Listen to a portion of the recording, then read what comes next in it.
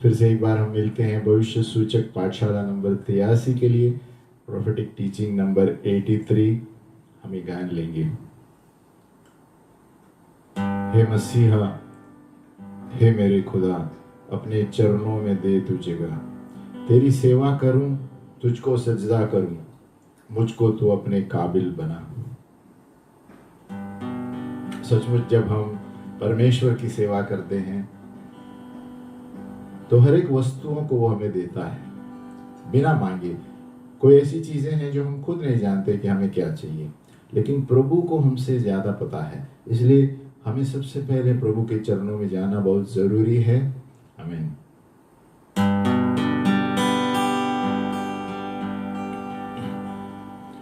है मसीह, हे मेरे खुदा,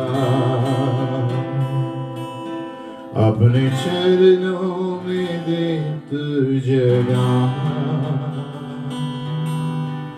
है मसीह, हे मेरे खुदा, अपने चरणों में दे तू जगह। तेरी सेवा कर, तुझको सजदा कर, मुझको तू अपने काबिल बना। हे मसीह, हे मेरे खुदा,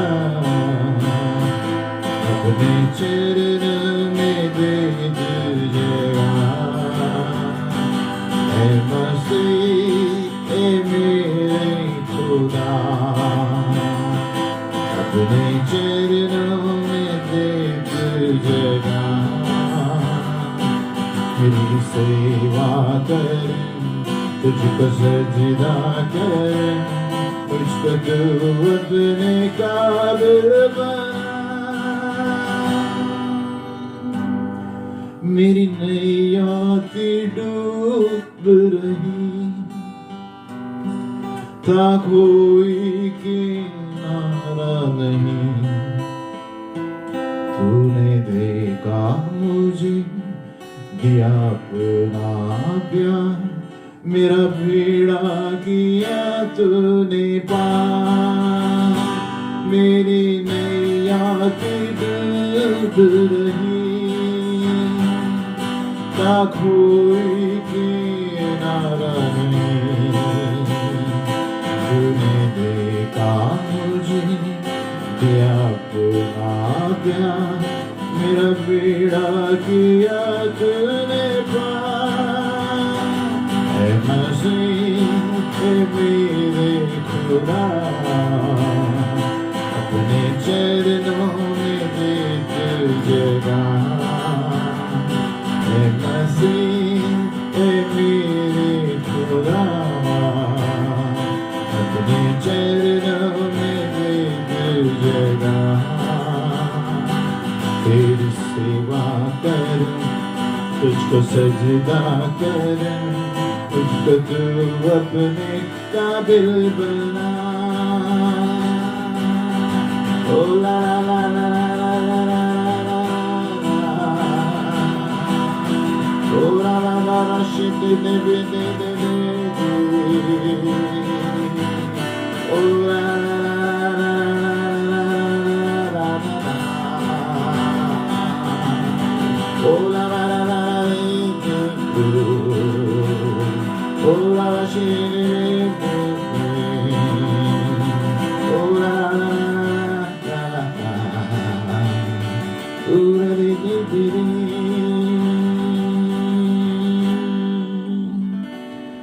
करूँ तेरा बहुत शुक्रिया, हाथों में हाथ तूने लिया। मैं अकेला नहीं, तू है संग हर कहीं, तुझसे पाया है मैंने उदार। कर तेरा बहुत शुक्रिया, हाथों में हाथ तूने लिया। मैं अकेला नहीं, तू है संग हर कहीं, तुझसे पाया है मैंने उद्धार। ए मसीह ए मेरे खुदा, अपने चरणों में दे दिल जगा। ए मसीह ए मेरे खुदा, अपने चरणों में दे दिल जगा। तेरी सेवा करूं, तुझको सजदा करूं, मुझको तू अपने काबिल बना। तेरी सेवा करूं, तुझे सजदा करूं, मुझको तू अपने काबिल बना।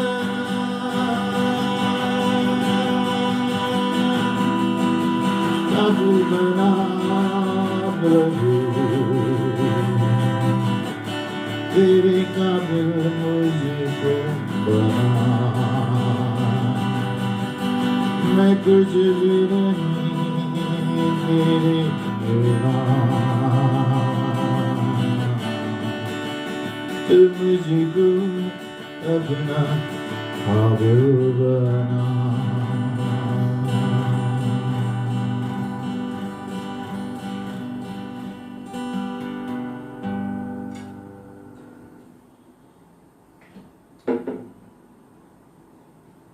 हालेलुया। हम भविष्य सूचक पाठशाला नंबर 83 पर है। हाँ, सचमुच प्रभु ही हमें काबिल बना सकता है, अपने आप में हम कुछ नहीं कर सकते। यीशु मसीह है जो हमें काबिल बना सकता है। कभी कभी हम सोचते हैं हम सब कुछ कर सकते हैं, लेकिन चूक जाते हैं। हमें कहना चाहिए प्रभु तेरे बिना मैं कुछ भी नहीं कर सकता। चलो चलते हैं भविष्य सूचक 83 पाठशाला पर। आज हम पढ़ेंगे कि अलग अलग जो साधन है भविष्यद्वक्ता के क्षेत्र में, जिससे हमें बहुत कुछ सीखने को मिलता है। भविष्य सूचक क्षेत्र में बहुत सारे स्थल है और वरदान है भविष्यवाणी के, और अलग अलग स्तर है और बहुत सारे दृष्टिकोण हैं। एक दृष्टिकोण हम ले रहे हैं कि ये 3 स्तर के हैं: भविष्यवाणी की आत्मा, भविष्यवाणी का वरदान और भविष्यद्वक्ता का दफ्तर, spirit of prophecy, gift of prophecy और ऑफिस ऑफ अ प्रॉफिट। और इस तरह उसको बताया गया है। कभी कभी परमेश्वर एक आत्मा उंडेलता है अपने एक बड़ी सभाओं में, है ना, और जो भी भविष्यवाणी कर सकते हैं उस सभा में सभी लोग करते हैं। यानी परमेश्वर की भविष्यवाणी की आत्मा गूंजती है वहां पर। जैसे राजा सौल था, वो एक झुंड में कुछ ढूंढने के लिए जाता है राजा दाऊद को, उस वक्त वो भी भविष्यवाणी करता है। तो इस तरह वो वातावरण भविष्यवाणी का होता है, पवित्र आत्मा से उंडेला हुआ, इसलिए कोई भी भविष्यवाणी कर सकता है ना। इसके कहते हैं आत्मा, स्पिरिट ऑफ प्रोफेसी। और फिर और एक वरदान है भविष्यवाणी का, है जो पवित्र आत्मा देता है थोड़े लोगों के लिए, सबके लिए नहीं, है ना। और फिर तीसरा है भविष्यद्वक्ता का दफ्तर, यानी ये देशों के लिए प्रार्थना करते हैं, बड़े कॉरपोरेट के लिए, सभाओं के लिए प्रार्थना करते हैं, और बड़े बड़े सरकार के लिए प्रार्थना करते हैं। इसके लिए एक दफ्तर है, इसके द्वारा राजाओं के लिए, ऊंचे पद वालों के लिए प्रभु इन भविष्यद्वक्ताओं से बातें करता है। आगे बढ़ते हैं। अलग अलग तरीके के भविष्य सूचक शब्द हैं, है ना। कोई कोई शब्द व्यक्तिगत रूप से लोगों को दिया जाता है, और कोई कोई छोटे छोटे झुंडों को दिया जाता है, लोकल कलीसिया के लिए या संगति के लिए। और कभी कभी शब्द दिया जाता है पूरे परमेश्वर की देह के लिए, बॉडी ऑफ क्राइस्ट। और कोई कोई शब्द शर्त पर है, परमेश्वर कहता है मैं ये करूंगा अगर जो आपने ये किया। और थोड़े शब्द हैं बिना शर्त के हैं, जैसे कि यीशु मसीह ने कहा जब मैं जिलाया जाऊंगा पिता परमेश्वर के साथ जाऊंगा, लेकिन एक दिन उसी तरह वापस आने वाला हूँ। उसका मतलब यीशु मसीह आने वाला है बिना शर्त के, आप कुछ करें या नहीं। परमेश्वर की योजना है कि यीशु मसीह आने वाला है तो आने वाला है ना। हमारे ऊपर नहीं, हम ये करेंगे तो आएगा या चुकेंगे तो नहीं आएगा। और कई तरह के चीजें हैं जहाँ पर एक भविष्यद्वक्ता को वचन मिलता है, प्रॉफिट गेट्स अ वर्ड। कोई कोई भविष्यद्वक्ता जो है धीमी आवाज में परमेश्वर की आवाज सुनते हैं, जैसे कि वो खुद के विचार है ऐसे लगता है, और लेकिन परमेश्वर बात कर रहा है। कोई कोई एक चित्र देखता है भविष्यद्वक्ता, और कोई कोई अलौकिक प्रगटीकरण सीधे आत्मा में आता है भविष्यद्वक्ता का, है ना, जो जहाँ पर उनको पता है कि कोई चीजें होने वाली है और वो बांटते हैं उसको, उन्होंने जो देखा है। और कोई कोई भविष्यद्वक्ता प्रकटीकरण दर्शनों में देखते हैं या सपनों में देखते हैं दूसरों के बारे में, या अगर जो कुछ गड़बड़ हो रही है कहाँ पर। और कोई कोई स्वर्गदूत को सुनते हैं और एकदम विस्तार रूप से शब्द मिलते हैं, शब्द ज्ञान के शब्द दूतों के द्वारा, है ना। एक अलग अलग तरीके से प्रभु बात करता है। कोई कोई शब्द, किसी किसी को शब्द मिलता है उसी परमेश्वर की तरह जिस तरह दूसरों अलग अलग तरीकों से मिलता है, जो यहाँ पर वर्णन नहीं है। तो बहुत सारी चीजें यहाँ पर भविष्य सूचक क्षेत्र में, तो ये बहुत मुश्किल है किसी को बताना कि सभी चीजें हम समझ पाएंगे। इसीलिए ये साधनों की जरूरत है जिसे हमें सहायता मिलती है कि हम किस तरह भविष्यवाणी के क्षेत्र में बढ़े और हम किस तरह समझ पाए भविष्यवाणी के क्षेत्र में, है ना। और ये अलग अलग साधन हैं। कोई कोई वरदान दिए हुए लोग हैं जो संसार में मशहूर है, जो यात्रा करते रहते हैं और भविष्यवाणी के कॉन्फ्रेंसेस रखते हैं, सेमिनार रखते हैं। और ये स्पीकर हो सकता है अतिथि के रूप में कोई कलीसिया में, या तो सेमिनार में हो सकता है। और बहुत सारे भविष्यवाणी के पाठशाला भी है। अभी एक हम पाठशाला ले रहे हैं, प्रोफेसी, स्कूल्स ऑफ प्रोफेसी, जहाँ पर आप 1 नंबर से 100 नंबर पत्रिकाएं पे हम सिखा रहे हैं। अगर जो आपको कुछ समझ में नहीं आता तो आप 1 पे वापस जा सकते हैं, 2 पे, 3 पे, आहिस्ते आहिस्ते पढ़ के। इसलिए हम वीडियो रिकॉर्डिंग कर रहे हैं ताकि आप जब भी जाए 1 नंबर से पीछे से आगे देख सकते हैं। या कोई विषय पर चुनना चाहते हैं, वहाँ पर हमने विषय लिखा है वीडियो में, वो विषय पर हम विस्तार से पढ़ सकते हैं। और एक तरीका है कि पुस्तक, एक पुस्तक बहुत महत्वपूर्ण चीज़ है भविष्यवाणी के क्षेत्र में पढ़ने के लिए। आपका ज्ञान बढ़ता है और जो चीज़ें आपको पता नहीं है वो संसार के मशहूर भविष्यद्वक्ताओं के द्वारा आप पढ़ सकते हैं। और ये ज़्यादा कीमती भी नहीं है पुस्तक, ये है ना, आपके शेड्यूल में या आपके समय में आप पढ़ सकते हैं कभी भी जब आप शांत बैठे हैं। बहुत सारे अव्वल पुस्तक हैं जो भविष्य सूचक क्षेत्र में लिखे गए हैं। ज़्यादा अंग्रेजी में है, जो अंग्रेजी में जानते हैं, लेकिन हिंदी में भी है अनुवाद किए हुए पुस्तक।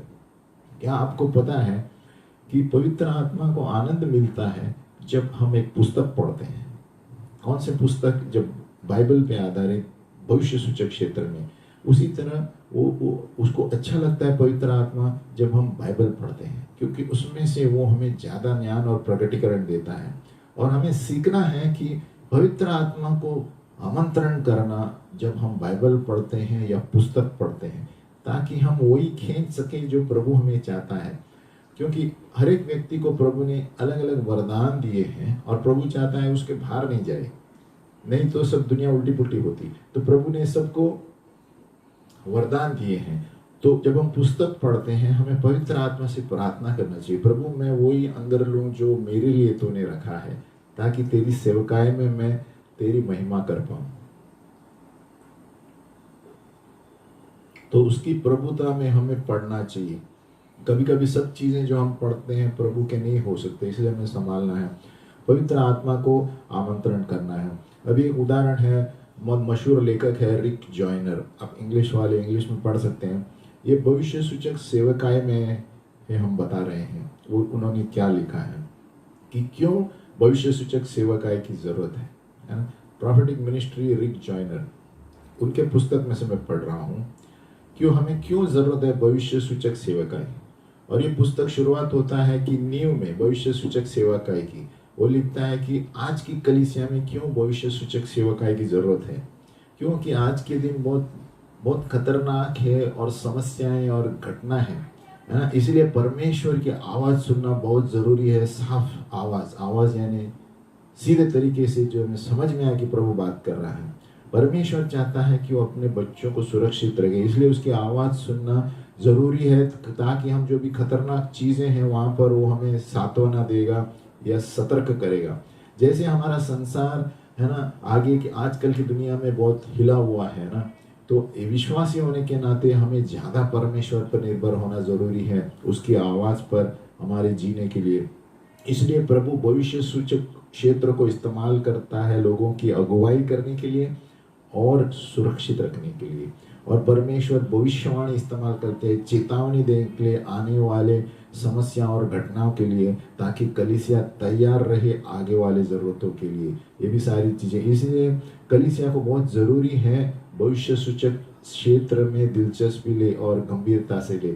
बहुत सारी कलीसियाएं भविष्य सूचक क्षेत्र को गंभीरता से नहीं लेते और ये चूक रहे हैं। मैं तो कहता हूँ ये पाप है, क्योंकि प्रभु का वचन कहता है पंचगुनी सेवकाइयाँ हैं, और उसमें से अगर जो हम प्रेरित और भविष्यद्वक्ता को इनकार करते हैं, हम प्रभु के वचन को इनकार करते हैं। तो बहुत से क्षेत्र में ऐसे हमने देखा है कि प्रेरित भविष्यद्वक्ताओं को दिलचस्पी लेते ही नहीं। ज़रूरी है क्योंकि वो सही तरह से बताएंगे आपकी कलीसिया सही जगह पर जा रही है। आमीन। हमें सावधान भी रहना है, लेकिन बहुत सारे मशहूर भविष्यद्वक्ता हैं, आपको आत्मा में पता चलेगा कि आपको प्रभु ने क्या कहा है और आप कौन से रास्ते पे चल रहे हैं। तो बहुत सारी कलीसियाएं दूसरों की नकल करते हैं, इसीलिए आज के दिनों में शैतान बहुत चालाक है, आपको वहां लेकर जाएगा जहां आपको प्रभु ने बुलाया ही नहीं है, आपका बुलावा ही नहीं है, कलीसिया का बुलावा ही नहीं है। इसलिए हमें देखना है कि हमारी कलीसिया को प्रभु ने, हर एक कलीसिया में पंचगुनी सेवकाइयाँ पांचों होनी चाहिए। कोई नहीं बोल सकता मेरी कलीसिया एक ही पे चलती है, पांचों चीजें होनी चाहिए, पांच गुनी सेवकाइयाँ, तभी हमारी कलीसियाएं सही तरह से बढ़ेगी। आगे चलते हैं। एक भविष्य सूचक व्यक्ति का हृदय। अब ये पुस्तक में लिखी हुई चीजें हम पढ़ रहे हैं रिक जॉयनर से, जो प्रॉफिटिक मिनिस्ट्री के बारे में लिखता है। परमेश्वर हमारे हृदय को देखता है क्योंकि वहां पर सच्चाई है ना। हमें हर वक्त जांचना है अपने मकसदों को और हमारे कार्यों को, ताकि परमेश्वर का हृदय हमारे अंदर पैदा हो। हमारे खुद का इच्छा नहीं, खुद की इच्छा से हमें कुछ नहीं करना चाहिए, और परमेश्वर के हृदय जानने के लिए हमें उसके साथ बैठना है, रोज प्रार्थना में बैठना है, वचन पढ़ना है, तभी हम गहराई से परमेश्वर की आवाज़ सुन पाएंगे। यही नींव है भविष्य सूचक क्षेत्र की। इसके बिना आप भविष्यवाणी के क्षेत्र में आगे नहीं बढ़ सकते। जब तक आप परमेश्वर से दोस्ती नहीं करते, गहराई में बातें नहीं करते, प्रार्थना में नहीं बैठते, मिनिमम 1 घंटा, मैक्सिमम 3-4 घंटा बैठ सकते हैं। जितना आप ज़्यादा बैठेंगे उतना आप दर्शन, चित्र, सपने, स्वर्गदूत सब देख पाएंगे, है ना। यही वेद है परमेश्वर का भविष्य सूचक क्षेत्र में। इसलिए लोग कहते हैं मुझे दर्शन नहीं दिखता, मुझे सपने नहीं दिखते। क्यों? आप कितना समय देते हैं प्रभु, है ना। प्रभु को जितना समय देंगे उतना प्रभु की आवाज़ आप भीड़ में भी जान पाएंगे। कौन बात कर रहा है? शैतान बात कर रहा है क्या, कोई व्यक्ति, या मेरा हृदय बात कर रहा है? तो वचन जो है हमें सिद्धांत सिखाता है कि आत्मा के वरदानों को हमें खोज में रहना चाहिए, खास करके भविष्यवाणी। पौलुस कहता है, जब पौलुस कुछ कहता है उसका मतलब हमें खोज करना चाहिए भविष्यवाणी की, क्योंकि उसके द्वारा लोग चिन्ह और चमत्कार को देखते हैं और प्रभु की ओर जल्दी आते हैं। वो जान जाते हैं कि हमारा प्रभु जीवित परमेश्वर है। और मुख्य बात है, कोई पैसा नहीं लेता, है ना। इसमें पैसे की बात नहीं है। नहीं तो हम बाहर देखते हैं बाबा लोग पैसे लेते हैं, ये देखने के लिए पैसे लेते हैं, वो लेने, प्रभु के काम के लिए कोई पैसे नहीं देना चाहिए। तो समझ में आता है कि किस तरह दुनिया चल रही है। आगे बढ़ते हैं। हम किसी की भेदभाव के लिए नहीं बोल रहे हैं, भेदभाव नहीं कर रहे हैं, लेकिन ये हो रहा है। अगर जो आप प्रभु के काम कर रहे हैं तो आत्मा में कर रहे हैं, फुकट में होना चाहिए, उसके लिए पैसे प्रभु बनिया नहीं है। हालेलुया। और हमारे जो मकसद है इसके लिए, इस वरदान जो प्रभु हमें देगा प्रेम में काम करने के लिए, परमेश्वर के मकसदों को जब हम कामयाब होंगे, जब हम परमेश्वर की प्रेम से, यीशु के प्रेम से आगे बढ़ेंगे। और ये बहुत महत्वपूर्ण है कि हम सभी लोग भविष्यद्वक्ता के दफ्तर को बुलाए नहीं है, ऑफिस के लिए नहीं, क्योंकि हम भविष्यवाणी में चल रहे हैं। तो बहुत से लोगों को ये भी लगता है भविष्यवाणी की आत्मा से चल रहे हैं तो ये भविष्यद्वक्ता हो गए। भविष्यद्वक्ता की आत्मा अलग है, आत्मा मीटिंग में भविष्यवाणी की अलग है, भविष्यद्वक्ता का दफ्तर अलग है। भविष्यद्वक्ता का दफ्तर बहुत कम लोगों को मिलता है, नियुक्त किया जाता है प्रभु को यिर्मयाह की तरह शुरुआत से। और आपके भूख के ऊपर है, हमारी भूख और प्यास के ऊपर है, हम भी भविष्यद्वक्ता का दफ्तर आजमा सकते हैं, उसमें बैठ सकते हैं। और तो कभी कभी लोग, है ना, जो शुरुआत में है गलतियां करेंगे जब वो भविष्यवाणी के क्षेत्र में चलेगी, खास करके जवान लोग, तो उसके लिए हम उसको तिरस्कार नहीं करना चाहिए, है ना, क्योंकि उसने गलती की है। अगर जो अपना आत्मविश्वास हमारी खुद की काबिलियत में रखे तो हम चूक जाएंगे। हमें भरोसा रखना चाहिए प्रभु की काबिलियत पर, परमेश्वर पर भरोसा रखना चाहिए। हम सभी लोग चूक के आगे सीख रहे हैं, मिस्टेक से ही हम आगे बढ़ते हैं। और तिरस्कार और घमंड के क्षेत्र में हम पढ़ेंगे। और थोड़े थोड़े लोग की चिंता होते हैं कि अरे मुझे तिरस्कार किया जाएगा अगर जो मैं किसी को भविष्यवाणी दूं, लोग क्या कहेंगे, अगर जो परमेश्वर ने कुछ अलौकिक काम बताए, है ना। तो ये तिरस्कार, फियर ऑफ रिजेक्शन है ना। इसके लिए वो भविष्यवाणी में आगे नहीं बढ़ते लोग, है ना, क्योंकि हम लोगों ने बचपन से किसी ने तिरस्कार किया है, तो इसलिए उस सेवकाई में हम भाग नहीं ले पाए। इसलिए हमें अपने आप को मरना है, उस क्षेत्र में अंदर से चंगाई पाना है ना, अपने आप को मरना है, इसीलिए ताकि वो तिरस्कार हमारे ऊपर सामर्थ्य नहीं कर पाए, है ना। तो जब हम अगर जो अभी भी तिरस्कार से असर हुए लोग हैं, उसका मतलब वो लोग शरीर पे मरे नहीं है ना, तभी वो दूसरों पर प्रोत्साहित कर सकते हैं। परमेश्वर हमारी अनुभवों को जब हम चंगाई पाते हैं तिरस्कार से, प्रभु यीशु के जैसे हमारा चरित्र बनाएंगे और परिपक्व करेंगे हमें उसी क्षेत्र में। हमें रिजेक्ट किया गया होगा, लेकिन हम उसके ऊपर मजबूत से आगे बढ़ेंगे। प्रभु हमें इस्तेमाल करेगा उस व्यक्ति को सांत्वना देने के लिए जिसे तिरस्कार हुआ है दुनिया में, है ना। तो हमें उस तिरस्कार से ऊपर आना है। बहुत से लोग बात नहीं करते, ये सोचते कि लोग क्या कहेंगे, है ना, लोग हमें तिरस्कार करेंगे। वो इसलिए हो रहा है क्योंकि उनके जीवन में अभी भी वो तिरस्कार से बाहर नहीं आए हैं। तो वो यीशु मसीह के साथ आपको बैठना पड़ेगा, प्रार्थना में बैठना पड़ेगा, अंदर से चंगाई लेनी पड़ेगी। और सबसे मुख्य बात है दिलचस्पी की, एक बार जब हमारे घावों से हम, जैसे मैंने कहा, हमें चंगाई मिलती है, हमें अधिकार देता है प्रभु, जहाँ पर हमारे घाव लगे थे, चोट लगी थी, और हमें इस्तेमाल करेगा उन लोगों के लिए जिनको वो घाव लगे हैं, ताकि हम समझ पाएंगे उन लोगों को जो वही स्थितियों से गुजर रहे हैं। इसलिए प्रभु हमें इस्तेमाल करेगा उसी घावों के द्वारा, चोटों के द्वारा, तिरस्कारों के द्वारा। आगे मुद्दा है कि हमें अपने मकसदों को देखना चाहिए। अगर जो हमें परमेश्वर के साथ चलना है, आत्मिक अधिकार के साथ, हमारा मकसद है कि हमारा खुद का एजेंडा है, खुद का है बिजनेस की तरह, फिर हमारा नींव परमेश्वर पर नहीं है। हमें व्यक्तिगत संबंध रखना है परमेश्वर के साथ, ताकि वो हमें स्थापित करे भविष्य सूचक सेवकाई में, है ना। हमारा संबंध जो है, तो उसके द्वारा हम लोगों की सहमता नहीं देखते, लोगों सहमत है या नहीं, हम परमेश्वर सहमत है हमसे, वो देखकर हम आगे चलते हैं। परमेश्वर के हाँ में हाँ मिलाकर आगे चलते हैं, लोगों के हाँ में हाँ मिलाकर नहीं चलना है, क्योंकि हम प्रभु हमें क्या कहता है उस पर चलना है। और अगर जो परमेश्वर ने सचमुच हमें सेवकाई में लाया है ना, हमें उसे छोड़ना चाहिए कि हम उस स्तर पर लेकर आए, उसके समय में हम कार्य करें, और उसकी तरह हमारे खुद के समय और खुद की इच्छा के अनुसार नहीं, उसके समय में हमें छोड़ना चाहिए उसको कार्य करने के लिए, परमेश्वर को। अभी हम पढ़ेंगे सच्चे और नकली भविष्यद्वक्ता, भरमाए हुए नयनशिकता। अब ये कोई शंका नहीं है कि नकली भविष्यद्वक्ता भी है ना। यहाँ पर रिक जॉयनर पुस्तक में लिखता है, ये जो नकली भविष्यद्वक्ताओं को गेहूं के साथ जो जंगली झाड़ आते हैं ना, उसके साथ तुलना कर रहा है, और सच्चा भविष्यद्वक्ता गेहूं है ना। वो याद दिला रहा है ना, कि अगर हमें नकल कहाँ से कर सकते हैं, ओरिजिनल से ही। तो ओरिजिनल जो भविष्यद्वक्ता है, तो नकली भविष्यद्वक्ता रहेंगे ही, है ना। अगर जो उसका मतलब सचमुच भविष्यद्वक्ता है, इसलिए नकली भविष्यद्वक्ता पैदा हुए हैं, ये शैतान का कार्य है। तो प्रभु इनको अनुमति देता है ये जंगली झाड़ों को ऊपर आने के लिए, क्योंकि अंतिम दिनों में ये दोनों को अलग किया जाएगा। मत्ती 13:30 में दिया है कि खतरा जो है उससे पहला निकालेगा। गेहूं के साथ झाड़ी पहले से ही निकालेंगे तो खतरा है कि उसके साथ गेहूं भी नष्ट हो जाएगा।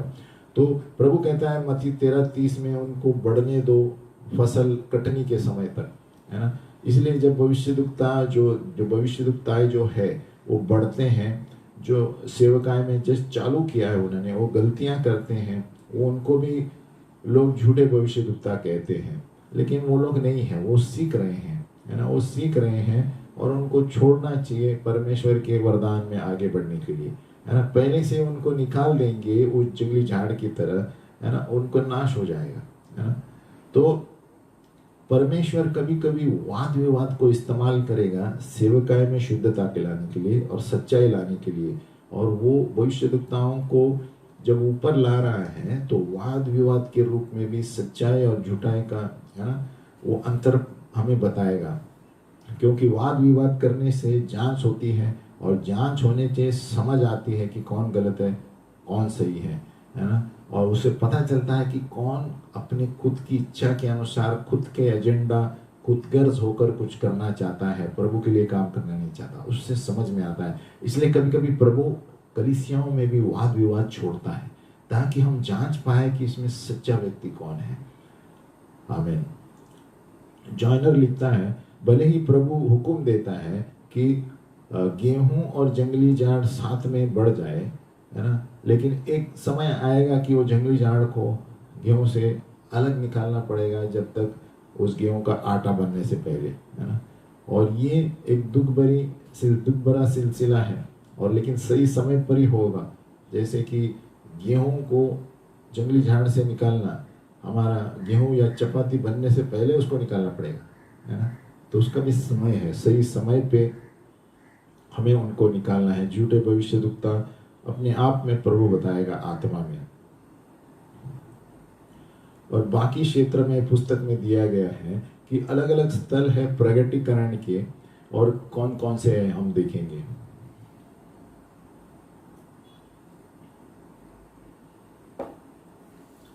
और रिक जॉइनर अपने भविष्य सूचक सेवकाई की पुस्तक में लिखता है, ए प्रोफेटिक एडिक्शन यानी हद से ज्यादा लगाव भविष्यवाणी में, वो भी गलत है।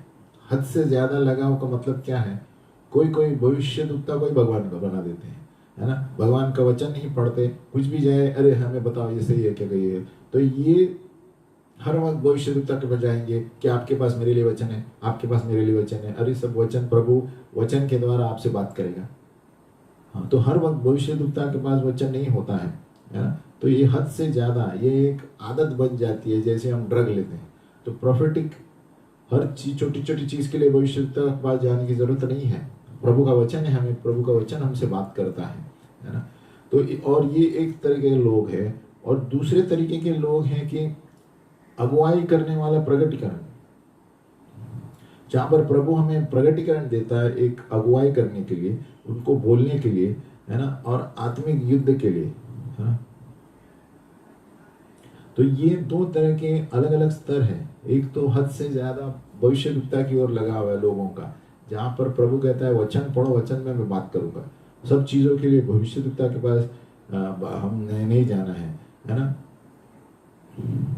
और वो कहता है कि अगुवाई प्रगटीकरण का अगुवाई, जहां पर प्रभु इस्तेमाल करता है अगुवाई करने के लिए एक स्थिति के लिए, है ना। आत्मिक युद्ध में भी भविष्यद्वक्ता का रोल है, उसका कार्य है। और पुस्तक में ये भी बताया गया है कि ये एक भविष्यद्वक्ता और प्राचीन कैसे कभी कभी गड़बड़ी में उसके रोल अलग अलग है ना। ये दोनों के कार्य अलग अलग है कलीसिया में। एक भविष्यद्वक्ता अलग है और प्राचीन के कार्य अलग है। इसलिए हमें पुस्तकों को पढ़ेंगे तो बहुत समझ में आएगा। इंग्लिश में है रिक जॉइनर का, है ना। और इसमें हमें पहरेदार करके लगाया गया है ना। और परमेश्वर की सेना बोल के हमें बोला गया है ना। जो भी भविष्य सूचक मध्यस्थी में है और अभिषेक में है, ये पुस्तक पढ़ना बहुत जरूरी है ना। कि प्रोफेटिक मिनिस्ट्री रिक जॉइनर, यहाँ पर उसने हर तरह के चीजें दिए हैं, समझ दी है। कलीसिया के कौन से कार्य, प्राचीन के कार्य क्या है, भविष्यद्वक्ता के कार्य क्या है।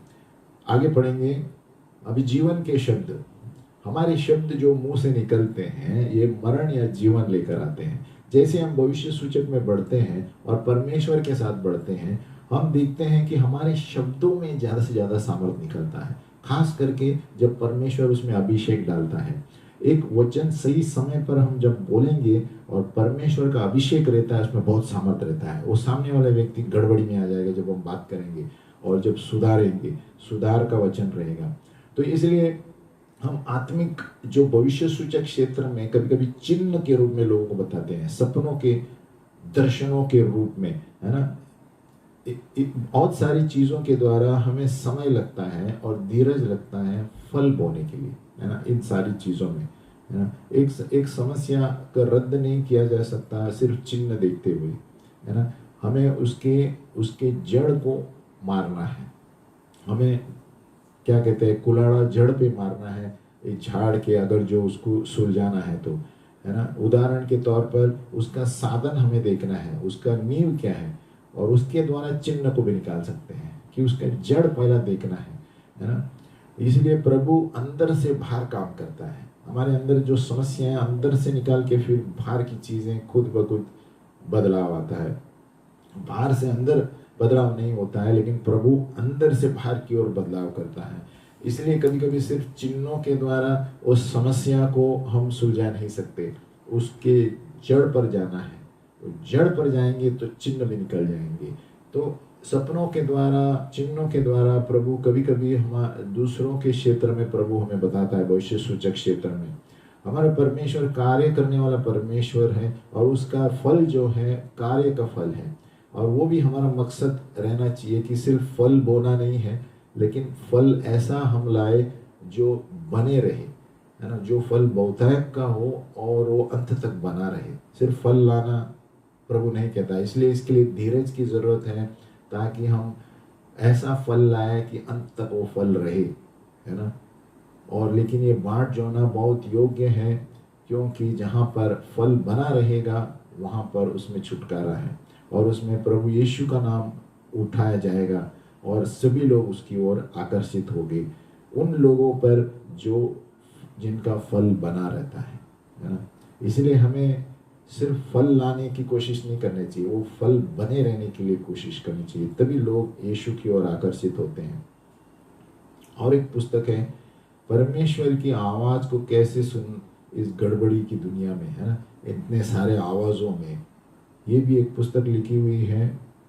हमने ऊपर देखा था कि कौन से सारे लेखक हैं। एक रिक जॉयनर के बारे में हमने भी पढ़ा, और दूसरे लेखक हैं टेरेसा सेपुटिस, अभी जो हम पढ़ रहे हैं। अभी हम सेवकाई, भविष्य सूचक सेवकाई रिक जॉयनर के बारे में देख रहे थे। अभी हम पढ़ रहे हैं परमेश्वर की आवाज़ कैसे सुनना इस गड़बड़ी की दुनिया में, टेरेसा सेपुटिस। टेरेसा सेपुटिस भी मशहूर लेखिका है। तो उसके बारे में हम देखेंगे वो क्या लिखती है। How to hear the voice of God in a noisy world, यानी ये आवाज़ की दुनिया में परमेश्वर की आवाज़ को कैसे हम पहचानेंगे, है ना। और ये सबसे मुख्य कुंजी इसमें यह है कि हमें हमारा संबंध परमेश्वर के साथ रोज रहना चाहिए।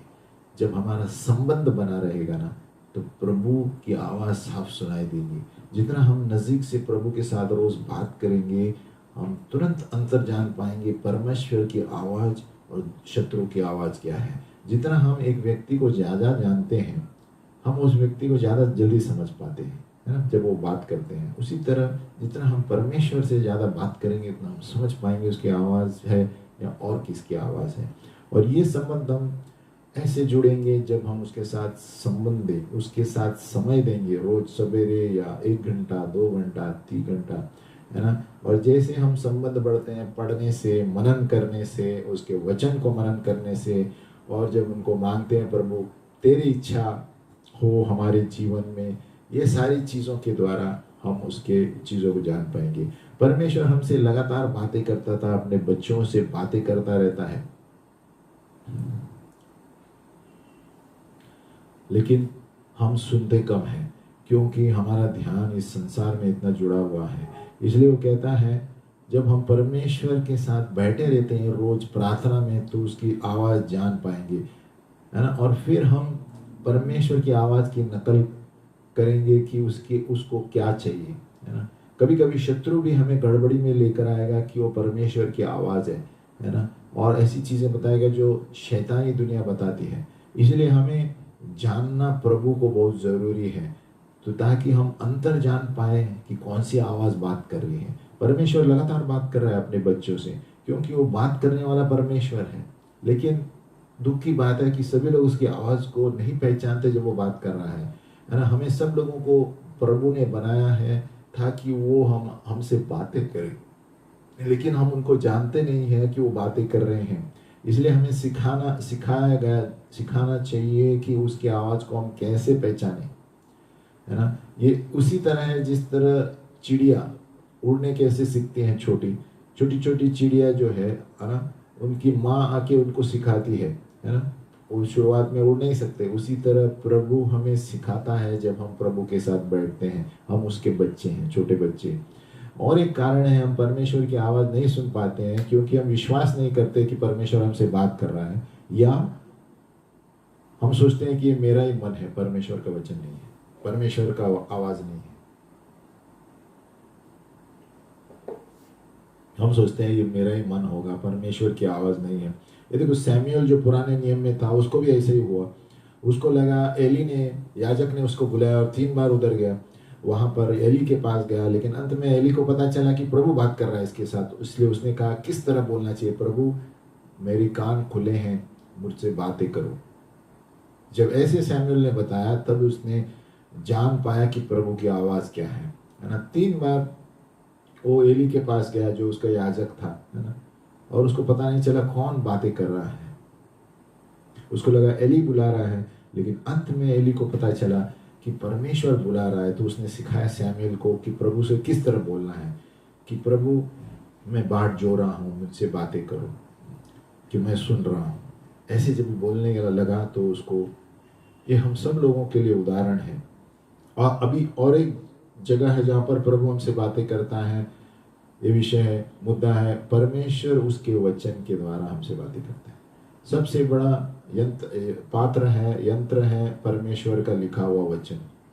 वहाँ पे हम उसके चरित्र को जानते हैं, उसको क्या अच्छा लगता है, उसकी प्रतिज्ञाएं, उसके स्थल क्या है। जितना हम उसके वचन को पढ़ेंगे हम ज़्यादा जान पाएंगे कौन सी आवाज़ बात कर रही है। क्योंकि जब आवाज़ बात करती है, हमें देखना है वचन के अनुसार सही है या नहीं, तब हम तुरंत जान पाएंगे कौन सी आवाज़ बात कर रही है। भीड़ में भी होगी या कहीं भी होगी। लेकिन इसमें भी 2 तरह के गलत इस्तेमाल होते हैं। वचन के भी गलत इस्तेमाल उन्हें हमें समझना है। एक तो जब हेरा फेरी करके हम वचन को इस्तेमाल करते हैं, जब भी हमें कोई वचन चाहिए हमारी ज़रूरत के अनुसार, है ना, अगर जो हमें हमारी स्थिति के अनुसार कोई वचन सही लगता है हम इस्तेमाल करते हैं, वो हमारे लिए नहीं होगा भले ही, है ना। और तो हम ऐसा हो सकते हैं कि वो परमेश्वर की प्रतिज्ञा वो मेरे लिए था ही नहीं, हम अपने आप के लिए अपनी इच्छा के अनुसार वो वचन हम ले लेते हैं, क्यों, मुझे अच्छा लगता है, यही प्रभु ने कहा है। तो मैनिपुलेटिंग कहते हैं, प्रभु के वचन के साथ हेरा फेरी नहीं कर सकते। और एक जगह जहाँ पर आप गलत इस्तेमाल करते हैं कि ये स्थिति के बाहर इस्तेमाल करते हैं, यानी ऐसे ही बाइबल खोल के वचन पढ़ जाते हैं, है ना, ऐसे ही बाइबल खोलते हैं और बोलते हैं प्रभु मेरे लिए वचन दो। सही नहीं है, वो पुराने नियम में था, है ना, जब लोट डालते थे, है ना, मटके की तरह, है ना, ये इस तरह वो जादू टोना की तरह हो जाता है वो, है ना। वैसे ही बाइबल खोल जाते हैं और एक वचन को चुनते हैं और कहते हैं हाँ ये स्थिति के लिए मेरा वचन है। नहीं नहीं, वो नहीं हो सकता। वो कभी कभी जब हम प्रभु को नहीं जानते, उस वक्त मेरे साथ भी हुआ था, तो प्रभु को नहीं जानते थे उस वक्त मैंने जब बाइबल खोला तभी वो वचन सीधा आर पार छेद हुआ। वो जब हम नहीं जानते प्रभु को, वो अलग बात है, प्रभु बातें करेगा हर एक वचन से। लेकिन जब हम प्रभु को जानते हैं उस वक्त कहाँ भी बाइबल खोल के वचन अपनी स्थिति के अनुसार है ऐसे नहीं बोल सकते। तो ये 2 जगह हम गलत इस्तेमाल करते हैं। अपने खुद की हेरा फेरी के लिए हमें बाइबल को इस्तेमाल नहीं करना चाहिए। कोई भी वचन कहाँ पर भी हमें सूट करने के लिए हमें इस्तेमाल नहीं कर सकते। अभी परमेश्वर की आवाज को कैसे पहचानना, कभी कभी हमें लालच आ जाता है, परीक्षा आ जाती है, अलग अलग तत्व ज्ञान के द्वारा ये तत्व ज्ञान पुस्तकें पढ़ते हैं और हम सोचते हैं परमेश्वर बात कर रहा है ना। लेकिन अगर जो वचन के अनुसार नहीं है, हम परमेश्वर की आवाज़ नहीं सुन पाएंगे। इसलिए हमें सावधान रहना है कि हम किससे क्या सुन रहे हैं, कौन सा पुस्तक पढ़ रहे हैं जो वचन के खिलाफ है। इस दुनिया में बहुत सारे आकर्षित पुस्तक हैं, है ना। तो परमेश्वर वो सारी चीजें को रद्द करेगा जो उसके सच्चाई और वचन के विरुद्ध। कोई भी ज्ञान होगा, कोई भी थियोलॉजी होगा, है ना, लेकिन तेरेसा लिखती है यही पुस्तक में, है ना, जब समझ की बारी आती है प्राकृतिक रूप से और परमेश्वर के चरित्र, वो हर वक्त दिखाता रहता है कि मुझे बहुत सारी अभी भी गलत फहमियां हैं, वो कौन है। एक तेरेसा लिखती है अपने पुस्तक में, जब परमेश्वर का चरित्र उसकी प्रकृति को जानने की बारी आती है तो अभी भी हम चूकते हैं और गलत फहमी होती है कि परमेश्वर कौन है। कि इतने सारे आवाज़ें हैं इस दुनिया में, है ना। और यहाँ पर 2 मुख्य गलत फहमी उन्होंने दी है। ये गलत फहमी लोगों के हृदयों में है। नंबर 1, परमेश्वर हमसे सीधी बात नहीं करता है ना, डायरेक्टली बात नहीं करता। हाँ?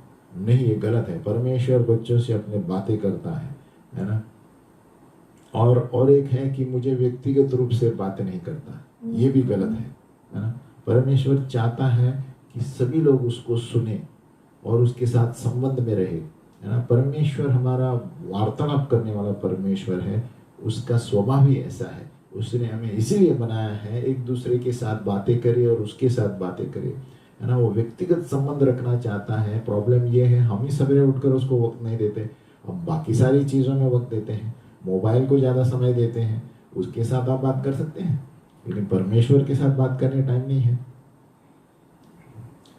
और ये बहुत गलत फहमी है कि लोगों को, और एक है कि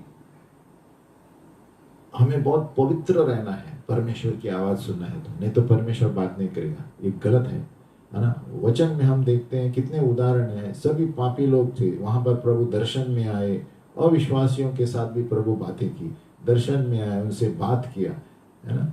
एक वाद विवाद हम करेंगे कि परमेश्वर अविश्वासियों से बात नहीं करता, ये भी गलत है। कितने बाइबल में ऐसे क्षेत्र हैं, कैन और आबेल जो था, कैन ने परमेश्वर कैन के साथ बात किया, तो अविश्वासियों के साथ भी प्रभु कभी बात करके उनको हिला देता है, जानने के लिए कि वो कौन है। अभी हम देखेंगे कि हमें वो काम करना चाहिए जो हम सुनते हैं, जो प्रभु बोलते हैं। जो प्रभु हमें बोलता है वो हमें करना है। टेरेसा जो है ये इसमें वाद विवाद करती है। ये मुख्य मुद्दा ये नहीं है कि परमेश्वर हमसे क्या बोलना चाहता है, मुख्य मुद्दा ये है कि वो वचन बोलने के बाद हम वो वचन के अनुसार जीवन जीते हैं क्या नहीं। ये आसान नहीं है कि परमेश्वर की इच्छा पर चलना। जब हम उसको एक बार समझ जाते हैं तो मुश्किल हो जाता है। जब परमेश्वर कहता है अभी इस पर चलो, है ना। एक उदाहरण है दूसरों को क्षमा करना। हम बहुत सारी चीज़ें, है ना, बहुत सारे बड़े बड़े बातें करते हैं, लेकिन जब क्षमा करने की बारी आती है, वचन में दिया गया है, वो नहीं कर पाते। तो हमें जो परमेश्वर बोलता है वो करना है, तभी हम परमेश्वर के साथ और उसकी आवाज़ सुन पाएंगे, नहीं तो आवाज़ नहीं सुन पाएंगे। अभी हम थोड़े मुद्दे देखें जहाँ पर परमेश्वर हमसे बातें करता है ना। परमेश्वर के अलग अलग रास्ते हैं। हम जानने से पहले भी प्रभु हमारे साथ बातें करना चाहता है, लेकिन हमारे कान ही बंद है। हमारे कान बाकी सारी फालतू चीज़ों के लिए खुले रहते हैं, व्हाट्सएप, पिक्चर देखने के लिए, गंदी तस्वीरें देखने के लिए, ये सब आवाज़ें सुनने के लिए बहुत पक्के। लेकिन परमेश्वर की आवाज़ सबसे पहले वचन के द्वारा हमारे पास आती है। तो हम देखते हैं बहुत सारे मुद्दे हैं जहाँ पर हम परमेश्वर की आवाज़ सुन पाएंगे। नंबर 1 है उद्देश्य का पाठ। प्रभु कभी कभी हमें प्राकृतिक रूप से बात करता है कि देखो ये समुद्र के तट पर लहरें बाहर क्यों नहीं आती। प्रश्न पूछना चाहिए। प्रभु बातें करता है उसके द्वारा कि मैं जीवित हूँ, है ना। ये जो नारियल के झाड़, समुद्र तट, है ना, और सूर्य, चांद, ये देख के बातें करता है अलग अलग तरीके से, है ना। ये चीज़ों के द्वारा हमसे बातें करता है। कभी कभी तारों को देखो, नंबर 1। नंबर 2, प्रभु बार बार कभी कभी वही बात किसी किसी के द्वारा हमें बात करेगा, ताकि हमारे भेजे में जाए, है ना, कि परमेश्वर हमसे बात कर रहा है। कभी कभी वो टीवी के द्वारा भी बात करेगा, लेकिन हम सुधारने के लिए तैयार नहीं रहते। क्यों? हमें अपनी इच्छा करनी है। तो कभी कभी प्रभु बार बार वही चीज़ दोहराता है, तो सोचना कि आपके लिए है। नंबर 3, रोजमर्रा की जिंदगी में स्थितियों में प्रभु आपको प्रकटीकरण देता है अलग अलग तरीकों से। नंबर 4, दैविक घटनाओं, जब स्थिति या घटनाएं होती है और सब अपने घर में या जीवन में सही समय पर पहुंच जाती है ना, तभी ये सबूत है कि प्रभु कार्य कर रहा है ना। कभी कभी हम बोलते हैं ना, अरे सारी चीज़ें एकदम एक 15 दिन में सही समय में इतनी सारी गड़बड़ी थी, सभी चीज़ें शादी के वक्त सभी चीज़ें एकदम बैठ गई, है ना। कभी कभी हम बोलते हैं अरे कितना गड़बड़ था, पैसा नहीं था, ये नहीं था, वो नहीं था, लेकिन ये 15 दिन में ये सारी चीज़ें सही हो गई। तो ये परमेश्वर का हाथ है। और कभी कभी प्रभु बात करता है, अंदर आभास होता है कि ये करो या ना करो, ये करो ये गलत है, वचन के अनुसार प्रभु बात करता है। हमारे आत्मा में हमें जांचना चाहिए, जैसे एक अलार्म की तरह है कि, है ना, अलार्म होता है, नहीं ये गलत है, ये बोल रहा है ना, ताकि हम आगे खतरा, है ना। कभी कभी हम रास्ते से चलते हैं, प्रभु आवाज देगा नहीं जाओ, आज यहाँ मत जाओ, है ना, एक खतरा है। और दूसरा मुद्दा है पवित्र आत्मा हमें निश्चय कराता है ना। उदाहरण हमें एकदम अंदर से आभास होता है ना, कि जो आप चीजें कर रहे हैं मुझे लगता है ये गलत है, प्रभु इससे प्रसन्न नहीं होगा। तो ये पवित्र आत्मा बात कर रहा है ना, ताकि हम उसके साथ सही तरह रहें। He does not, वो इसलिए नहीं कहता है कि हमें बुरा लगने के लिए, वो इसलिए कहता है कि हमें धार्मिक जीवन जिए। प्रभु हमारा दया का परमेश्वर है। अगला मुद्दा है कि हमें अंदर गवाही रहता है। जब कोई कुछ गवाही दे रहा है कलीसिया में, या आप टीवी पे कुछ परमेश्वर का गाना सुन रहे हैं, या टीवी पे सभा में कोई व्यक्ति बोल रहा है, प्रचार कर रहा है, उस वक्त प्रभु आपसे बात करता है। और हाँ, ऐसा लगता है कि प्रभु आपको सीधा बोल रहा है ना। टीवी के द्वारा, ये वचन के द्वारा, कलीसिया के द्वारा, आराधना के द्वारा जो बोल रहा है, प्रभु मेरे लिए बोल रहा है। इसलिए पुस्तक पढ़ने में भी कभी कभी पुस्तकों के द्वारा, कभी कभी नहीं, आत्मिक पुस्तकों के द्वारा प्रभु बात करता ही है। और दूसरे सारे अलग अलग रास्ते हैं जहाँ पर प्रभु संदेश देता है, पुस्तक, पिक्चर और टीचिंग, शिक्षण के द्वारा, गानों के द्वारा प्रभु बात करता है। प्रभु की कोई सीमा नहीं है जहाँ पर वार्तालाप की बात होती है ना। प्रभु अलग अलग तरीकों से अपना बात करना चाहता है हमारे हृदयों में। अभी हम कैसे परखेंगे परमेश्वर की आवाज और दूसरी आवाजों को? देखो, हमारी खुद की आवाज भी, हृदय की आवाज भी है और शत्रु की भी आवाज है ना। अब ये चुनौती है कि ये दो अलग कैसे हैं, कैसे पता है? हमारे खुद की आवाज हमें जाननी है, उसी लिए हमारा खुद का जो विचार है हमें जानना बहुत ज़रूरी है जब अपने मकसदों को हम परखते हैं। इसलिए हमें अपने मकसदों को परखने हैं, हम किस तरह सोचते हैं अपने आप में, वो सब जानना ज़रूरी है, क्योंकि शत्रु की आवाज़ भी ऐसे ही लगती है और वो सही है ना। और वापस बोलना पड़ता है कि जितना हम परमेश्वर के साथ अच्छा संबंध रखते हैं, जितना उसका वचन जानते हैं, रोज प्रार्थना में बैठे हैं, उतना जल्दी हम चरित्र के द्वारा जान जाएंगे कि उसका पवित्र आवाज कौन सी है, शत्रु की आवाज कौन सी है। तो मुख्य है परमेश्वर के साथ बैठना। जितना हम प्रभु के साथ बैठेंगे उतना हम जल्दी जानेंगे अंतर शत्रु की आवाज, मेरे हृदय की आवाज, आत्मा की आवाज। और एक चीज है, हमें बहुत मुश्किल होता है सुनने के लिए आवाज जब हम भावनाओं में रहते हैं। उस वक्त कोई डिसीजन नहीं लेना, उस वक्त कोई निर्णय लेना जब तक कि शांत में आप बैठे, उसके बाद ही वचन के अनुसार डिसीजन लेना। क्योंकि कभी कभी हम भावनाओं में आकर तुरंत निर्णय ले लेते हैं। तो भावनाओं में या थके हुए रहते हैं या गड़बड़ी में रहते हैं, उस वक्त काम मत करो, है ना। उस वक्त 2 बार चेक करो कि परमेश्वर बोल रहा है कि कौन बोल रहा है। बेहतर यही होगा कि शांत हो जाओ 1 घंटे के लिए, बाद में सोचो कौन बात कर रहा है ना। इसलिए जब हम शांत रहते हैं, थकावट नहीं रहते हैं, हम ज़्यादा करके परमेश्वर उस वक्त अच्छी तरह सुनते हैं जब हम विश्राम में रहते हैं।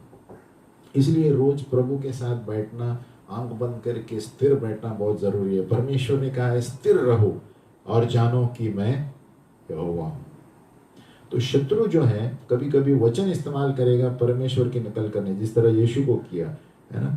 और समय के बाहर, आउट ऑफ कॉन्टेक्स्ट, जैसे हमने बताया, गलत इस्तेमाल करेगा, है ना।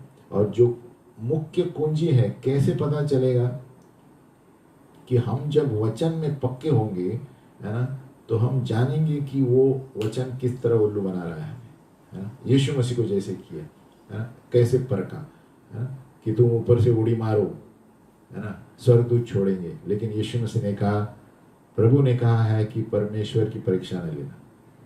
तो कभी कभी वचन ही इस्तेमाल कर सकता है।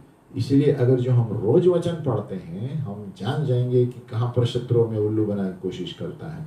उसके अलावा अगर जो आप श्योर नहीं है तो 2-4 सलाहकारों से पूछो और फिर ही निर्णय लो। जब परमेश्वर के वचन के द्वारा आपको आवाजें आती हैं, आपको पता नहीं कि ये सही आवाज है या शत्रु की आवाज है। अगला मुद्दा है कि हम सही समय सही जगह के लिए तैयारी करना चाहिए अपने आप को, है ना, परमेश्वर की आवाज के लिए, है ना। यानी तैयारी होना जरूरी है कि सही समय पे सही चीज बोलना, है ना। एक तो स्थापित करना इतना प्रभु के साथ संबंध कि हम जानते हैं कि प्रभु की आवाज़ है ना। तो और दूसरी बात है कि हमारा निश्चय होना, हम प्रभु के वचनबद्ध होने चाहिए, उसका जीवन जीना चाहिए, और हर वक्त उसके वचन के अनुसार हमारा जीवन जिएंगे, वो तो सही समय पर हम सही चीज़ें करेंगे और सही वचन बोलेंगे, है ना। हम जब परमेश्वर के साथ संबंध में रहते हैं, ये मुख्य कारण है हर एक चीज़ में, इसमें जो भी हम सिखा रहे हैं। जब रोज हम परमेश्वर के सामने बैठते हैं 1 घंटा मिनिमम, 2 घंटा वचन पढ़ते, तब हम आसानी से जान पाएंगे कौन सी आवाज़ किसकी है ना। इस संसार की आवाज़, शरीर की आवाज़, अभिलाषा की आवाज़, है ना। तो क्या हम चाहते हैं कि प्रभु हमें इस्तेमाल करे हर एक चीज़ में, हमारे जीवन में उसके साथ संबंध बिताओ, वचन पढ़ते रहो, पुस्तकें पढ़ते रहो, आत्मिक पुस्तकें। और परमेश्वर कभी कभी आज्ञाकारी होने के लिए पाठ पढ़ाएगा ना, हमें शिक्षण देगा, है ना, उसकी इच्छा के अनुसार। और ये शिक्षण हो सकते हैं कोई छोटे से लेकर बड़े, है ना। टेरेसा लिखती है कि कोई सस्ते वाले आज्ञा पालन होगा, कोई महंगी आज्ञा पालन होगा, ऐसे लिखती है ना। सस्ते वाली आज्ञा पालन यानी इतना ज़्यादा दाम नहीं चुकाना पड़ेगा, लेकिन महंगे वाला आज्ञा पालन का है ना, बहुत सारे परिणाम होंगे, प्रभु पहले से चेतावनी देगा, है ना। लेकिन दोनों तरफ से हमें प्रभु की आज्ञा माननी है ना। एक जो धीमी है, लेकिन दूसरी जो है महंगी वाली आज्ञा पालना, यानी कुछ तो भी दाम बलिदान करना पड़ेगा प्रभु की आज्ञा के लिए और प्रभु के जीवन के लिए। और ये जरूरी है कि एक ही तरफ से हमें देखना नहीं है कि हाँ प्रभु इस तरह ही बातें करेगा, नहीं, प्रभु अलग अलग तरीके से बातें करेगा। और इसलिए हम कभी कभी चूक जाते हैं, अरे इस तरह से मैंने सोचा ही नहीं था प्रभु बात करेगा। हाँ, हमें तैयार रहना चाहिए, कभी बाजार में बात करेगा, कभी कोई एकदम सीधे साधे व्यक्ति होटल वाले के द्वारा बात करेगा। अब होटल में लेकर वेटर हो सकता है, उसके द्वारा बात करेगा। एकदम सीधा साधा नम्र साफ करने वाला होटल में, उसके द्वारा प्रभु अंदर से बात करेगा।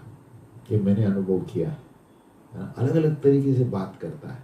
कभी कोई बोलेगा इसको कुछ दे दो, यानी अलग अलग तरीके से बात करेगा।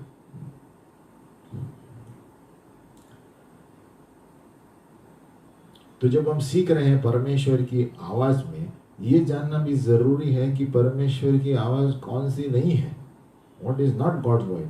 और इसके लिए बहुत सारी कुंजियां हैं जहां पर अंतर जान सके परमेश्वर की कौन सी आवाजें नहीं है। नंबर 1, परमेश्वर कभी भी अपने वचन के विरुद्ध नहीं बोलता, है ना। जब हम एक वचन लेते हैं और कुछ वचन के अलग है, कोई वचन बोल रहा है तो उसको बाहर फेंक दो। कोई कुछ बोल रहा है जो वचन के बाहर है, बाहर फेंक दो उस वचन को। नंबर 2, परमेश्वर की आवाज कभी भी चिंता की आवाज नहीं रहती, है ना, या थकी हुई आवाज नहीं रहती। वो ताजगी लेकर आएगी, आपको विश्राम देगा, है ना। जब हमारे भावनाओं में इसमें संबंधित रहते हैं ना, हमें इसके लिए बाट जोड़ना बहुत जरूरी है, जब तक परमेश्वर की शांति हम पर नहीं आए। इसलिए मैंने कहा, भावनाओं में जब रहते हैं, परमेश्वर की आवाज सुनने के लिए ठहरो, घाय मत करो। दूसरा मुद्दा, परमेश्वर की आवाज गड़बड़ी की आवाज नहीं है, है ना। उसका वार्तालाप एकदम गड़बड़ी वाला नहीं होता कभी कभी, है ना। जैसे हम कोई क्या बोलते हैं, कविता बोल रहे हैं वो, और हमको समझ में नहीं आता, है ना। या तो कोई अलग अलग तरीके से शायरी बोल रहे हैं, शायरी के द्वारा ऐसे बात नहीं करता प्रभु। प्रभु इस तरह बात करेगा जहाँ पे हम सीधे समझ में आएगा प्रभु है ना। और दूसरा मुद्दा है, परमेश्वर एक गपशप करने वाला नहीं है ना। प्रभु दूसरे के बारे में आपको नहीं बताएगा जब तक हम भी उसके भागीदार नहीं है ना, या हम उसके उत्तरदायित्व नहीं है। दूसरे व्यक्ति के बारे में ऐसे ही गपशप के लिए नहीं बताएगा, वो उसी के लिए बताएगा ताकि उसको हम सहायता कर सके, या हम भी उसमें उसके पाप में भागीदार है तभी बताएगा। ऐसे ही टाइम पास के लिए प्रभु किसी के बारे में नहीं बताएगा। अगला मुद्दा है, परमेश्वर की आवाज़ कभी भी दोष नहीं लेकर आता। याद रखो, जो यीशु मसीह में है उसको कोई दंड नहीं है ना। परमेश्वर चाहता है कि वो प्रेम रहे, उनको सुधारेगा प्रेम से, और उनको ताड़ना देगा, सुधारने के लिए, मारने के लिए। अभी हम देखेंगे सामान्य रास्ते जो परमेश्वर हमसे बातें करता है। एक है दर्शी के द्वारा, सियर, है ना। परमेश्वर चित्रों के द्वारा बात करेगा। ये दर्शन हो सकता है पिक्चर की तरह, वो ब्लैक एंड वाइट हो सकता है, कलर में हो सकता है। तुरंत हमें नहीं जान पाएंगे ये संदेश क्या है, हमें परमेश्वर को पूछना पड़ेगा इसका अर्थ क्या है ना। अगर जो वो चाहता है वो एकदम नज़दीक करके बताएगा एक चित्र जहाँ पर आपको याद दिलाएगा कि हाँ ये मेरे लिए है ना। और जो सबसे बड़ा समस्या एक दर्शी के लिए है कि प्रभु उसका अर्थ क्या है, आप क्या बताना चाहते हैं, है ना? इसके द्वारा बात करता है। नंबर 2, सुनने वाला। परमेश्वर उस व्यक्ति से बात करेगा शब्दों के द्वारा और वाक्यों के द्वारा। कभी कभी मन में वाक्य आ जाते हैं, विचार आते हैं और हमको लगता है ये मेरा मन है क्या, ये समस्या होती है। लेकिन कभी प्रभु हमारे विचारों के द्वारा ही बात करता है ना। और नॉर्मल जो हम सोचते हैं और उसके द्वारा ही अगुवाई करेगा, है ना, जो वो प्रकटीकरण करना चाहता है। इसलिए परमेश्वर के साथ बैठना रोज बहुत जरूरी है। तो हमारे विचारों के द्वारा प्रभु बोलेगा कर दो, इसको आगे आगे लेकर जाओ, है ना। तो हम प्रश्न करेंगे प्रभु तू ही था क्या, मेरा मन था, है ना। यहाँ पर भी इसलिए तब हम परिपक्व होंगे जब रोज वचन पढ़ते हैं, परमेश्वर के सामने बैठते हैं, हम खुद इमीडिएट डिसीजन लेंगे, प्रभु तूने कहा करने के लिए मैं आगे बढ़ता हूँ उसमें, है ना। तीसरा है ज्ञान इंद्रिय। परमेश्वर हमारे नाक कान आंखों के द्वारा बातें करता है ना, और आभास होता है अंदर से, है ना। और परमेश्वर जैसे डाउनलोड करता है हमारे अंदर, है ना। परमेश्वर की अगुवाई होती है ना। और हम कभी कभी चख सकते हैं, सूंघ सकते हैं। किसी के घर में जाएंगे, कभी कभी तुरंत हमें ठंडी लगती है, जहाँ पर बाहर तो गर्मी है और वहाँ पर एसी नहीं है, तो तुरंत प्रभु हमें दिखाएगा ये दुष्ट आत्मा का क्षेत्र है। कभी कभी हम किसी के घर में जाते हैं, तुरंत तो अच्छा सुगंध आता है। ये ज्ञान इंद्रियों के द्वारा प्रभु की आवाज, परमेश्वर की उपस्थिति है। तो ज्ञान इंद्रियों के द्वारा कभी कभी बात करता है। कभी कभी कोई किसी का चेहरा देखकर आपको पता चाहिए कुछ प्रॉब्लम है इसके अंदर, ये कुछ डर रहा है बात करने के लिए। ये ज्ञान इंद्रियों के द्वारा, आंखों के द्वारा। आगे हम बढ़ेंगे, ठीक करना। हमारे सुनने की क्षमता को कैसे ठीक करेंगे, फाइन ट्यूनिंग। एक रास्ता है कि हम रोज शाम को बैठते वक्त पूरे दिन में क्या हुआ हम फिर से मनन करें, तभी पता चलेगा कहाँ गलत है और परमेश्वर ने हमसे बातें की हमने सुना नहीं है।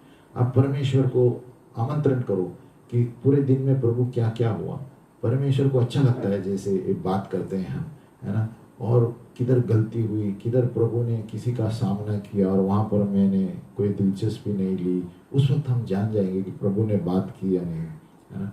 परमेश्वर से मांगो कि प्रभु बहुत सारे विषय के बारे में मुझे रोज बातें करते रहो प्रभु, है ना। जब हम न्यूज़ सुनते हैं, बहुत सारी चीज़ें हैं, सब क्षेत्रों से प्रभु हमसे बात कर सकता है अगर जो हम बोलेंगे तो उसको। अगला विषय बिल हेमन का विषय है। ये बिल हेमन का विषय जो है, यहाँ पर एक भविष्यद्वक्ता है और ये बड़े भविष्यद्वक्ता है संसार में। हमारे बोल जो है भविष्यद्वक्ताओं के सिद्धांतों के बारे में सिखाते हैं। बिल हेमन ये बड़े अमेरिका में है, ये 38 साल से भविष्यद्वक्ता है। इनकी सेवकाएं भी आप पुस्तक पढ़ेंगे तो बहुत अच्छी बात होगी।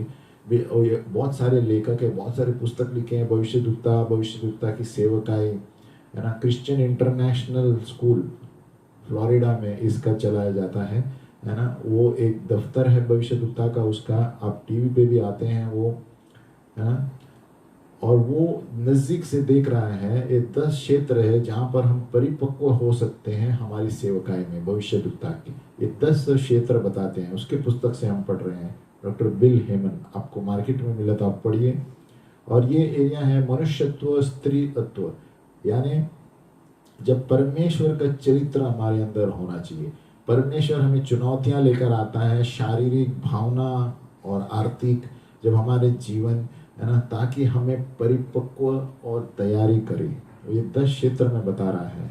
और ये तैयारी में वो कभी कभी ज़्यादा समय लगता है सेवकाई के लिए, वो कहता है ना। और ये हमें आश्चर्यचकित नहीं होना चाहिए, क्योंकि यीशु मसीह ने, वो कहता है 10% ही अपनी सेवकाई में इस्तेमाल किया, लेकिन 30 साल तक वो तैयारी में था। उसका मतलब कभी कभी हमारे सेवकाई में हम सोचते होंगे अरे सब कुछ धीमा चल रहा है। नहीं, प्रभु हमें बाट जोड़ने के लिए सिखा रहा है, स्थिर बैठने के लिए सिखा रहा है, और फिर अचानक बाहर लेकर जाएगा अंगार की तरफ, है ना। तो कभी कभी ऐसे लगता है कि सब चीज़ें स्थिर हो गई है, प्रभु मैं कुछ नहीं कर रहा हूँ। नहीं, बाट जोते रहो, या तो कोई दूसरा भविष्यद्वक्ता आके आपको बताएगा आप सही जगह पर है ना। तो वो कहता है हमारा एकदम ऊंचा बुलावा जो है, सबसे बड़ा मकसद है ये होने के लिए नहीं कि हम प्रेरित बन जाए या भविष्यवक्ता बन जाए, लेकिन हमारा चरित्र यीशु के सही हो, है ना। बहुत सारे लोग घाय करते हैं कि हम ये बने, वो बने, ये वरदान मिले, लेकिन प्रभु चाहता है कि हम बाट जोकर उसका चरित्र, आत्मा के फल पाए। वो प्रभु का चरित्र है ना। बहुत सारे आत्मा के वरदानों के पीछे भागते हैं, लेकिन आत्मा का चरित्र होना जरूरी है, वो यीशु का चरित्र है। नंबर 2, सेवकाई। डॉक्टर बिल हेमन कहता है मत्ती 7:15-16, हम जानेंगे कि सही और झूठे भविष्यद्वक्ता कौन है उनके फलों के द्वारा। जब वो भविष्यद्वक्ता कलीसिया में आता है, उसके सकारात्मक चीजें क्या थी सेवकाई में। नंबर 2, कितने समय तक उसका अभिषेक था कलीसिया में। नंबर 3, क्या उसके प्रचार के द्वारा लोगों का आत्मिक जीवन बढ़ गया या नीचे गिरा, या प्रश्न में गड़बड़ी में आ गए लोग। उससे पता चलता है कि ये सेवकाई जो अंदर आया था वो उसका फल क्या था। नंबर 3, संदेश। एक सेवकाई का संदेश जीवन देने के लिए होना चाहिए, बाइबल के अनुसार होना चाहिए, है ना, संतुलन में रहना चाहिए, और परमेश्वर का वचन सही तरह से देना चाहिए, है ना। वो कहता है कि सभी लोग प्रचार करते हैं, सिखाते हैं, है ना, और भविष्यवाणी के शब्द देते हैं, फिर भी वहां पर पवित्र आत्मा नहीं होगी। ऐसे भी हो सकता है। ये तब होता है जब एक संदेश बिना प्रेम से दिया जाता है। तो देखो, पौलुस कहता है तुम बड़े बड़े काम करोगे, गरीबों की मदद करेंगे, लेकिन अगर जो आपके पास प्रेम नहीं है तो आप कुछ नहीं हो। तो जब वो संदेश देता है एक भविष्यद्वक्ता कलीसिया में या सेवक, तो हमें देखना है कि उसके आत्मा से भरे हुए चीजों में, वो शिक्षण में लोगों के अंदर उत्साह पैदा होती है, खुशी पैदा होती है, आनंद पैदा होती है, अच्छा लगता है, या किसी को कुछ महसूस नहीं हुआ, क्योंकि आत्मा में ही बात। क्योंकि बहुत सारे लोग सिखा सकते हैं, प्रचार कर सकते हैं, लेकिन पवित्र आत्मा नहीं है तो फायदा नहीं। बहुत सारे लोग खेलते हैं, बड़े बड़े म्यूजिक पाठशाला में गए हैं, लेकिन आत्मा नहीं है, पवित्र आत्मा नहीं है, ये रीति रिवाज से खेलते हैं। तो ये फर्क है। एक व्यक्ति जो बिना कुछ पाठशाला में जाके सिर्फ बिना यंत्र के गाएगा, उसमें अभिषेक होता है, बिना ऑर्गन के, तो उसको कहते हैं अभिषेक। तो अभिषेक को देखना, जब संदेश में अभिषेक है या नहीं है। चौथी बात है परिपक्व, मैच्योरिटी। जब हम अगुवाई के क्षेत्र में डालते हैं, हमें बाट जोना जरूरी है जब तक उनको साबित नहीं करे कि ये प्रभु के लिए कार्य कर सकते हैं, है ना। परिपक्वता ऑटोमेटिक नहीं आती, है ना। कितना हम परमेश्वर को छोड़ते हैं उसके चरित्र हमारे अंदर आने के लिए, तब हम परिपक्व होते हैं। दैविक परिपक्वता जो होता है, गलातियों 5:22-23, प्रेम, आनंद, शांति, धीरज, नम्रता, अच्छाई, विश्वास योग्यता, है ना, नम्रता, नियंत्रण, ये सारी निशानी है प्रभु यीशु के चरित्र की, परिपक्वता की, है ना। तो कहता है ये काम सेवकाई करते करते आ जाता है ना। ये सारी चीजें जब एक व्यक्ति में दिखती हैं तो हम जानते हैं कि ये परिपक्व व्यक्ति हैं और यीशु का चरित्र है। आमीन। और एक एकदम खास व्यक्तिगत जो एक सेवक होता है परिपक्व, परमेश्वर का हर वक्त प्रेम जताएगा, ये याद रखना। जहां पर प्रेम है वहां पर परिपक्व व्यक्ति है। और एक चरित्र है परिपक्वता है विश्वास योग्यता। हम परमेश्वर को आकर्षित नहीं कर सकते अपने कर्मों के द्वारा, है ना। परमेश्वर हमारी अच्छाई को देखता है, हमारी विश्वास योग्यता को देखता है। यीशु मसीह ने एक बार अपने दृष्टांत में कहा, जो अपने गुरु ने अपने सेवकों को अच्छे होने के लिए और विश्वास होने के लिए परखा, है ना। तो परमेश्वर हमारे कार्यों से चमकता नहीं, हमारी विश्वास योग्यता को देखता है। 5वीं क्षेत्र है शादी। वो कहता है हमारी शादियों में हमें परखना चाहिए, हमारा संबंध जो हमारे पति पत्नियों के साथ है एक प्रेमी का दर्जा होना चाहिए, जैसे यीशु मसीह कलीसिया से प्रेम करता है। उसका मतलब हमारा जो पति या पत्नी है वो हमारा सच्चा दोस्त होना चाहिए, है ना। और वो चेतावनी देता है पुस्तक में कि अगर जो कोई और संबंध है जो ज्यादा नजदीक है अपने पति या पत्नी से, वो व्यभिचार कहलाता है और सावधान रहना है। नंबर 6, सेवकाई के तरीके। अलग अलग तरीके हैं। हमारी सेवकाई के एकदम तरीके धार्मिक होने चाहिए और ये हम मकसद कैसे प्राप्त कर सकते हैं? जब हमारे शरीर को मरण डालते हैं, हम सेवकाई में जाते हैं। ये बहुत महत्वपूर्ण है कि हमारे जो कार्य हैं और हमारे मुंह के बोल हैं वो संतुलन में रहने चाहिए। अगर जो हम वो बोलते हैं और वो करते नहीं है तो कुछ गड़बड़ है ना?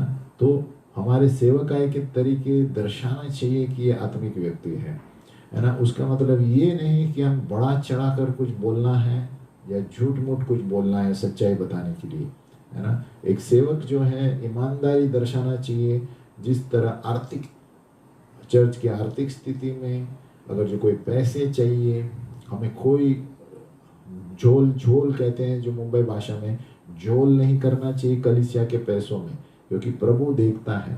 ना कि कोई तनाव डालना चाहिए सभा के ऊपर पैसों देने के लिए, है ना? बहुत सारी कलीसियाँ अलग अलग तरीके इस्तेमाल करते हैं पैसे निकालने के लिए। कोई जोर नहीं लगाना चाहिए, पैसा देने वाला वो है और उसी के द्वारा आना चाहिए। नंबर 7, हमारे बर्ताव, मैनर्स, प्रेम होना चाहिए हमारा संबंध एक दूसरे के साथ। और प्रेम जो एक सिर्फ महसूस करने की बात नहीं है, प्रेम एक सिद्धांत है, एक जीवन का सिद्धांत है। वो नम्र है, ईमानदार है, नियंत्रण में है, शांतिपूर्वक है, दूसरों के बारे में ज़्यादा सोचता है। सारांश में कहा जाए कि प्रेम जो है बर्ताव से पता चलता है ना? और एक ये ज़रूरत है सेवकाई के लिए, है ना, कि वो लोग गपशप करने वाले नहीं हो, दूसरों को मार काटने वाले नहीं हो, है ना? कभी कभी हमारी ज़ुबान मारने के लिए, काटने के लिए हम बात करते हैं। एक सेवक का ये निशानी नहीं है। हमारी ज़ुबानों को हमें संभालना है और हमें शत्रु के विरुद्ध भी हमें प्रार्थना करनी है। हमें गड़बड़ी की भाषा नहीं इस्तेमाल करनी है, गंदी भाषा नहीं करनी चाहिए, है ना?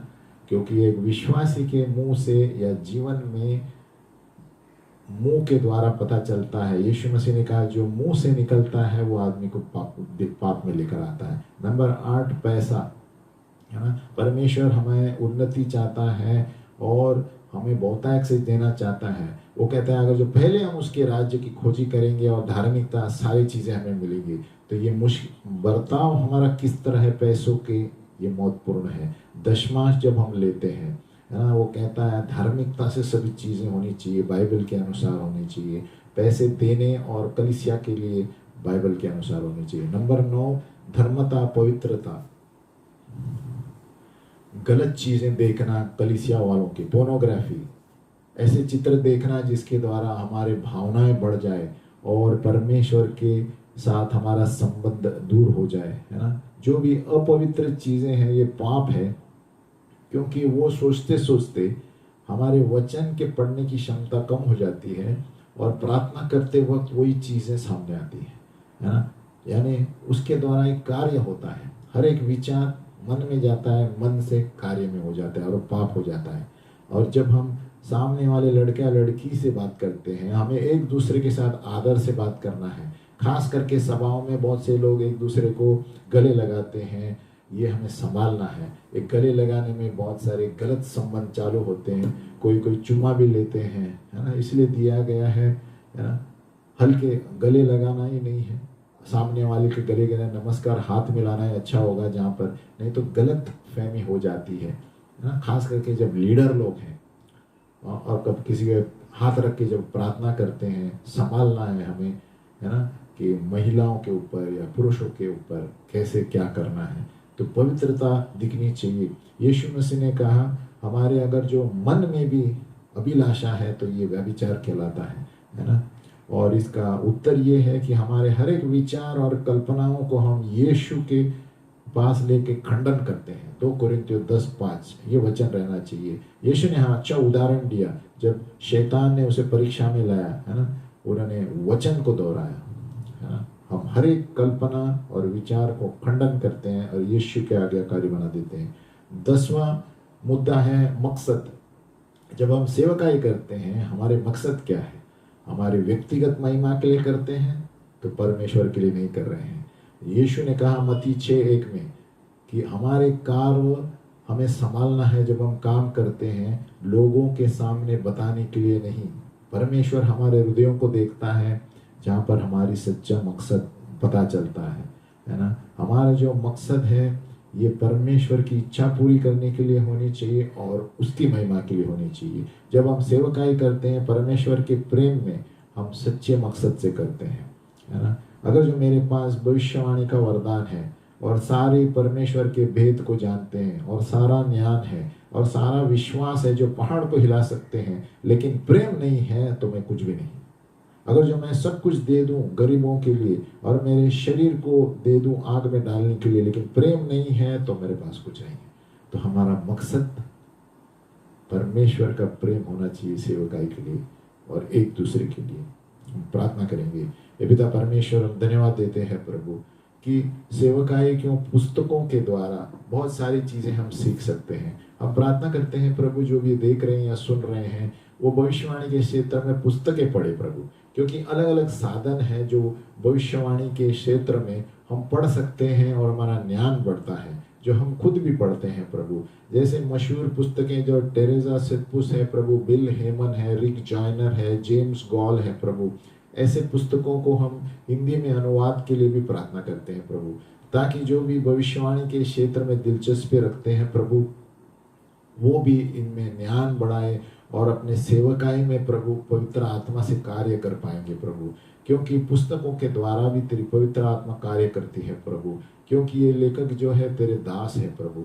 यीशु के नाम में हम प्रार्थना करते हैं प्रभु, जो भी हम पढ़ें, जो भी हम सेवकाई करें, हम प्रेम से करें और हर चीज़ तेरी महिमा के लिए करें। यीशु के नाम में प्रार्थना करते हैं, आमीन। अगली बार मिलेंगे। भविष्य सूचक पाठशाला 84।